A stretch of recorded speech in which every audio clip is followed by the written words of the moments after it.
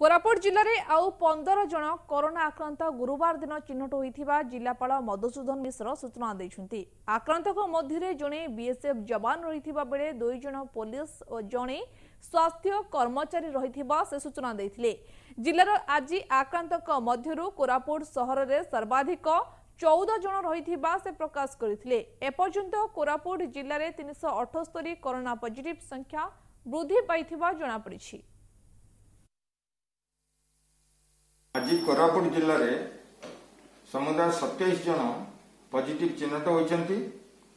भितर TMC quarantine centre रु 3 जन, होम क्वारंटाइन रु 2 जन, direct contact of previous positive case total 22 मध्य 20 जन कंटेनमेंट एरिया रु। ट्रैवल हिस्ट्री एमती रही जड़े आंध्र प्रदेश रिटर्नी, 2 जन गजपति रिटर्नी और जड़े पुरी रिटर्नी, जड़े बीएसएफ पर्सनेल अच्छा, 2 जन पुलिस पर्सनेल और जड़े हेल्थ वर्कर अच्छा।